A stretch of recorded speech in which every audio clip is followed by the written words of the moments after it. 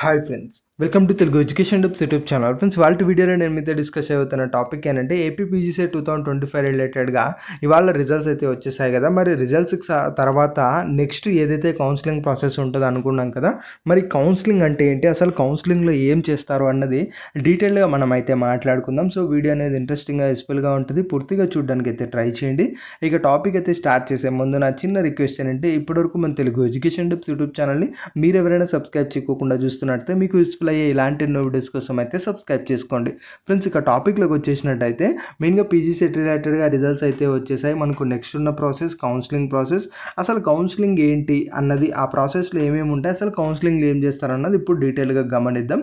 Friends, ఇక్కడ counselling process అన్నది మీరు ఒక మైండ్లో అయితే పెట్టుకోండి.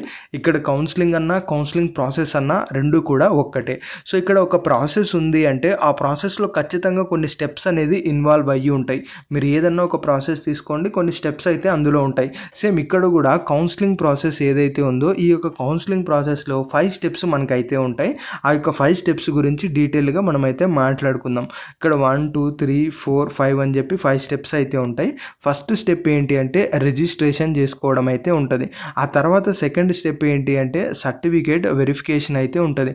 ఇందులోనే ఇంకొక స్టెప్ ఏంటంటే రీఅప్లోడ్ అనే స్టెప్ కూడా మనకైతే ఉంటుంది. దాని గురించి డీటెయిల్గా మాట్లాడదాం. ఆ తర్వాత థర్డ్ స్టెప్ ఏంటి అంటే వెబ్ ఆప్షన్స్ ఇవ్వడం. ఆ తర్వాత ఫోర్త్ స్టెప్ ఏంటి అంటే సీట్ అలాట్మెంట్ చేయడం. ఆ తర్వాత ఫిఫ్త్ స్టెప్ ఏదైతే ఉందో అది కాలేజీలో సెల్ఫ్ రిపోర్టింగ్ అయితే చేయడం. సో మొత్తానికి ఈ 5 స్టెప్స్ అయితే ఉంటాయి. ఇందులో ఫస్ట్ స్టెప్ ఏదైతే రిజిస్ట్రేషన్ ఉందో దాని గురించి ఇప్పుడు మనమైతే మాట్లాడుకుందాం. సో ఇక్కడ ఫస్ట్ స్టెప్ రిజిస్ట్రేషన్ అంటున్నాం కదా.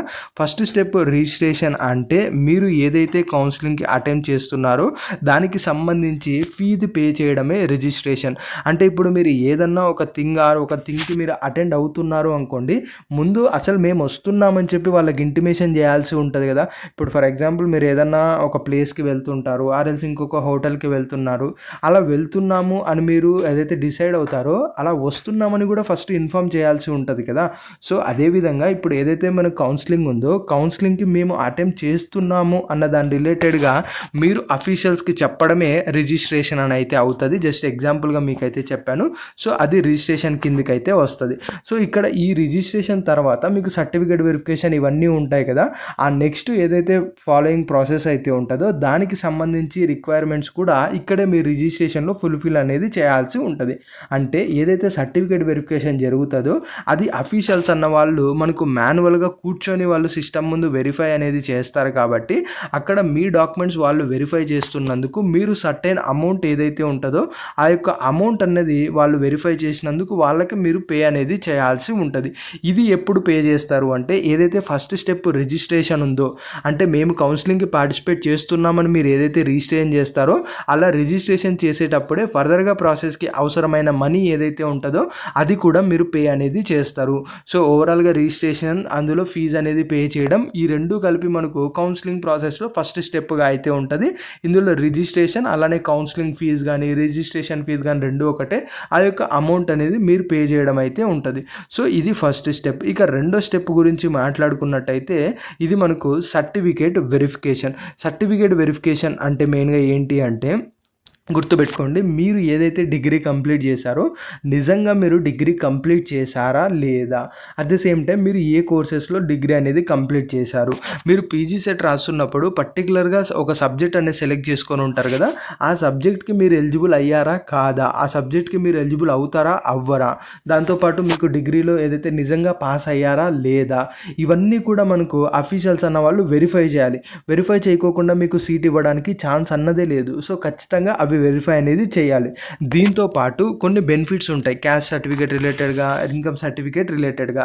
ఆ caste and income certificate check చేసి నిజంగా ఈ స్టూడెంట్కి ఈ బెనిఫిట్స్ అనేవి వస్తాయా రావా, వచ్చినట్టయితే ఎవరికి ఇవ్వాలి ఎవరికి ఇవ్వకూడదు, ఇలా ఇవన్నీ కూడా మనకు మీ యొక్క దగ్గర ఉన్న ఏవైతే డాక్యుమెంట్స్ ఉంటాయో వాటిని చూసే మనకు డిసైడ్ చేయడం అయితే జరుగుతుంది. సో ఇలా మీకు వచ్చే బెనిఫిట్స్ కానీ మీరు నిజంగా కంప్లీట్ అయిందా కాలేదా ఇవన్నీ కూడా మనకు ఒకరు కూర్చొని వెరిఫికేషన్ చేయాలి. వెరిఫికేషన్ చేయాలంటే చేయాలంటే మనం సర్టిఫికేట్స్ అనేవి ప్రొవైడ్ చేయాలి, అవి వాళ్ళు వెరిఫికేషన్ చేయాలి. సో ఈ ప్రాసెస్ ఏదైతే ఉంటుందో దీన్నే మనకు సర్టిఫికేట్ వెరిఫికేషన్ ప్రాసెస్ అని అయితే అంటారు. ఇది మనకు సెకండ్ స్టెప్గా ఉంటుంది. ఇక్కడ గుర్తుపెట్టుకోండి, ఫస్ట్ మీ అకాడమిక్ క్వాలిఫికేషన్ చూస్తారు, తర్వాత మీరు ప్రొవైడ్ చేసే ఇన్కమ్ సర్టిఫికేట్ని బట్టి మీకు ఫీజు రింబర్స్మెంట్ ఇవ్వాలా వద్దన్నది డిసైడ్ చేస్తారు. తర్వాత మీరు ప్రొవైడ్ చేసే క్యాస్ట్ సర్టిఫికేట్ని బట్టి మీరు ఏ కేటగిరీకి చెందిన వాళ్ళు అవుతారో దానికి సంబంధించి కూడా మిమ్మల్ని ఆ బకెట్ లిస్ట్లో వేయడం అనేది జరుగుతుంది. సో ఇక్కడ మనకు మీ దగ్గర ఉన్న డాక్యుమెంట్స్ వెరిఫై చేస్తారు, అదే మనకు సర్టిఫికేట్ వెరిఫికేషన్ ప్రాసెస్. సో ఇది సెకండ్ స్టెప్, అర్థమైంది కదా. ఇక థర్డ్ స్టెప్ విషయానికి వచ్చినట్టయితే వెబ్ ఆప్షన్స్. అంటే మీరు కౌన్సిలింగ్ సంబంధించి అటెంప్ట్ అయ్యారు, మీ డాక్యుమెంట్స్ అన్నీ వెరిఫై అయిపోయాయి, ఇప్పుడు మీకు ఒక కాలేజీలో సీట్ అనేది ఇవ్వాలి. ఇప్పుడు సీట్ అనేది ఇవ్వాలంటే మీరు ఒక స్టూడెంట్గా మీరు గమనించండి, నాకు ఏ కాలేజ్ అంటే ఆ కాలేజ్ అఫీషియల్స్ సీట్ ఇచ్చేస్తే నేను వెళ్ళిపోతానా? ఇప్పుడు ఫర్ ఎగ్జాంపుల్ నాది వైజాగ్, నాకు అనంతపూర్ సైడ్ కాలేజీలో సీట్ ఇస్తే నేను ఎందుకు వెళ్తాను? నాకు అది లాంగ్ అవుతుంది, నాకున్న రీజన్స్ నాకు ఉంటాయి, నాకు అది ఇష్టం ఉండదు, అలా నాకున్న రీజన్స్ నాకు ఉంటాయి. సో అలా మనకి ఏవైతే కాలేజెస్లో సీట్స్ ఉన్నాయో ఆ కాలేజెస్లో సీట్స్ అనేవి ఎటు పడితే ఎవరికి పడితే వాళ్ళకి ఇవ్వడానికి ఛాన్స్ అనేది లేదు. మరి అవి ఎలా ఇస్తారు అంటే, ఏదైతే స్టూడెంట్ ఆ యొక్క పీజీ సెట్ ఎగ్జామ్ రాసి క్వాలిఫై అయ్యి అతను కష్టపడి క్వాలిఫై అయ్యి ర్యాంకు తెచ్చుకొని ఉంటాడు కదా, సో ఆ స్టూడెంట్ యొక్క ఇంట్రెస్ట్ని బేస్ చేసుకొనే మనకు సీట్ ఇవ్వడం అయితే జరుగుతుంది. సో ఆ యొక్క స్టూడెంట్ మనకి ఇంట్రెస్ట్ ఎలా తెలుస్తుంది అంటే, నేను సోన్సో కాలేజీలో జాయిన్ అవ్వాలనుకుంటున్నాను, పర్టికులర్ కోర్సులో జాయిన్ అవ్వాలనుకుంటున్నాను అని నాకు ఇంట్రెస్ట్ అయితే ఉంది, అది నా దగ్గర రెడీగా ఉంది, అది నేను అఫీషియల్స్కి ఎలా చెప్తాను, నాకు ఈ కాలేజెస్లో సీట్ ఇవ్వండి వస్తుందేమో అని ఎలా చెప్తాను అంటే, వెబ్ ఆప్షన్స్ అన్న ప్రాసెస్ ద్వారా నేనైతే చెప్తాను. ఈ యొక్క వెబ్ ఆప్షన్స్లో ఏం చేస్తారు అంటే, మీకు నచ్చిన కాలేజు నచ్చిన కోర్సెస్ ఒక లిస్ట్ రెడీ చేసుకొని ఆ యొక్క లిస్ట్ అనేది ఈ యొక్క వెబ్ ఆప్షన్స్ మీరు ఆన్లైన్లో ఇవ్వటం అనేది జరుగుతుంది. సో ఇలా ఏదైతే వెబ్ ఆప్షన్స్ మీకు నచ్చిన కాలేజ్ నచ్చిన కోర్సెస్ అయితే ఇస్తారో దీన్ని బట్టి అఫీషియల్స్కి ఏమర్థమవుతుంది, సో ఈ పలానా స్టూడెంట్ ఈ కోర్సెస్ ఈ ఏదైతే కాలేజ్ ఇచ్చాడో ఇందులో ఇంట్రెస్టెడ్గా ఉన్నాడు, సో అతనికి వచ్చిన ర్యాంకుని బట్టి ఈ కాలేజ్లో మనము సీట్ ఇవ్వచ్చా లేదా అన్నది డిసైడ్ అవ్వాలి అని చెప్పి మీరు ఇచ్చిన స్పెసిఫిక్గా కాలేజ్ ఏవైతే ఉన్నాయో అందులో సీట్ అలాట్ చేయడానికి ఛాన్సెస్ అయితే ఉన్నాయి. సో దానికి ముందు మీరు మీకు ఏమి నచ్చిన కాలేజ్ ఏవైతే నచ్చిన కాలేజెస్ ఉంటాయో అవి ఇవ్వాల్సి ఉంటుంది, కాబట్టి అదే మనకు థర్డ్ స్టెప్. ఇక ఫోర్త్ స్టెప్ విషయానికి వచ్చినట్టయితే మనకు సీట్ అలాట్మెంట్ అని మాట్లాడుకున్నాం. ఇక్కడ సీట్ అలాట్మెంట్ అంటే, మీరు ఏదైతే మన కాలేజ్ మాకు నచ్చినవి ఈ కాలేజ్ అనే ఆప్షన్స్ ఇచ్చారో దాన్ని బట్టి అఫీషియల్స్ అన్న వాళ్ళు మీ ర్యాంకును బేస్ చేసుకొని మీరు ఇచ్చిన వెబ్ ఆప్షన్స్ని బట్టి మీకు ఏదో ఒక కాలేజీలో సీట్ అనేది అలాట్ చేస్తారు. ఇక్కడ పర్టికులర్గా వాళ్ళు అలాట్ ఏం చేయరు, మనకి ఏదైతే అలగర్థం ఉంటుందో దాని రిలేటెడ్గా మనకు అదే ప్రాసెస్ అనేది బ్యాక్ ఎండ్ చేస్తుంది, దాన్ని బట్టి మీకు సీట్స్ అనేవి అలాట్ అయిపోతాయి. సో అలా మీకు వచ్చిన ర్యాంకుని బట్టి మీకు ఏ కేటగిరీకి చెందిన వాళ్ళు మీ దగ్గర సర్టిఫికేట్స్ ఏవైతే ప్రొవైడ్ చేసి వెరిఫికేషన్ అయింటాయో వాటిని బేస్ చేసుకొని మీరు ఇచ్చిన వెబ్ ఆప్షన్స్ని బట్టి మీకు ఒక కాలేజీలో సీట్ అనేది అలాట్ చేయడం అయితే జరుగుతుంది. సో ఇది ఫోర్త్ స్టెప్, కౌన్సిలింగ్ ప్రాసెస్లో ఇది ఫోర్త్ స్టెప్. ఇక ఫిఫ్త్ స్టెప్కి వచ్చినట్టే అయితే, మీకు ఏదైతే సీట్ అలాట్ అయిందో ఆ సీట్ని మీరు కన్ఫర్మ్ అనేది చేసుకోవాల్సి ఉంటుంది. ఎందుకంటే ఇప్పుడు నాకు ఒక 5 థింగ్స్ కావాలని చెప్పి నేను ఆర్డర్ పెట్టాను, అందులో నాకు ఒక థింగ్ అనేది వాళ్ళు ఇచ్చారు, అలా ఇచ్చారు అని చెప్పి నాకు ఓకే రిసీవ్డ్ ఆర్ఎల్స్ నేను దీంట్లో జాయిన్ అవుతున్నాను ఇది నాకు నచ్చింది అని చెప్పి మీరు ఏదో ఒక రెస్పాన్స్ ఇవ్వాల్సి ఉంటుంది కదా. సో ఆ యొక్క రెస్పాన్సే సెల్ఫ్ రిపోర్టింగ్. అంటే మీకు ఏదైతే కాలేజీలో సీట్ అలాట్ అయిందో ఆ పర్టికులర్ కాలేజ్కి వెళ్ళి, సో ఇక్కడ నాకు మీ కాలేజీలో సీట్ అనేది అలాట్ అయింది, సో ఈ ఏదైతే కాలేజీలో సీట్ అలాట్ అయిందో దీన్ని నేను యాక్సెప్ట్ చేస్తున్నాను అని చెప్పి అలాట్మెంట్ ఆర్డర్ అలానే మనకు జాయినింగ్ రిపోర్ట్ అని అయితే ఉంటాయి, ఈ రెండు కూడా మీకు అలాట్ అయిన కాలేజీకి వెళ్ళి సబ్మిట్ అనేది చేస్తారు. సో ఇలా సబ్మిట్ చేయడంతో ఈ యొక్క కౌన్సిలింగ్ ప్రాసెస్ అనేది ఎండ్ అవుతుంది, మీ యొక్క సీటు కూడా కన్ఫర్మ్ అయితే అయిపోతుంది. సో ఇందాక చెప్పిన ఏవైతే 5 స్టెప్స్ ఉన్నాయో ఇవన్నీ కలిసి మనకు కౌన్సిలింగ్ ప్రాసెస్ కిందకి అయితే వస్తాయి.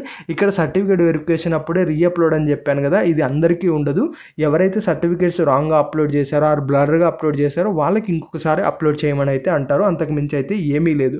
సో కాబట్టి రిజల్ట్స్ వచ్చిన తర్వాత ఈ విధంగా ప్రాసెస్ అయితే ఉంటుంది.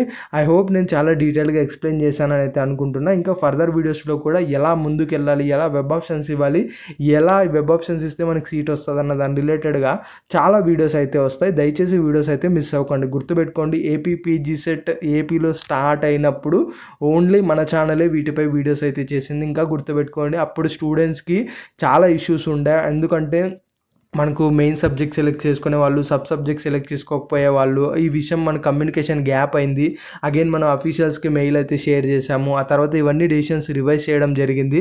సో ఇలా అప్పటి నుంచి చాలా అయితే జరిగింది కాబట్టి ఈ ఇయర్ కూడా ఏ ప్రాబ్లమ్స్ ఉన్నా కూడా ఖచ్చితంగా మీకు అడ్రస్ చేస్తూ చాలా వీడియోస్ అయితే వస్తాయి. దయచేసి మిస్ అయితే అవ్వకండి. ఇది ఫ్రెండ్స్ మెయిన్గా వీడియోలో తెలుసుకున్నది. వీడియో నచ్చినట్టయితే లైక్ చేయండి. మరి ముఖ్యంగా మన తెలుగు ఎడ్యుకేషన్ టిప్స్ యూట్యూబ్ ఛానల్ని మీరు ఎవరైనా సబ్స్క్రైబ్ చేయకోకుండా చూస్తున్నట్టే మీకు యూస్ఫుల్ అయ్యే ఇలాంటి ఎన్నో వీడియోస్ కోసం అయితే సబ్స్క్రైబ్ చేసుకోండి ఫ్రెండ్స్. ఇంకా డిస్క్రిప్షన్లో మన WhatsApp and Telegram channel links ఉన్నాయి. అవి కూడా ఒకసారి విజిట్ చేసి ఇంట్రెస్ట్ ఉన్నట్టయితే జాయిన్ అవ్వండి.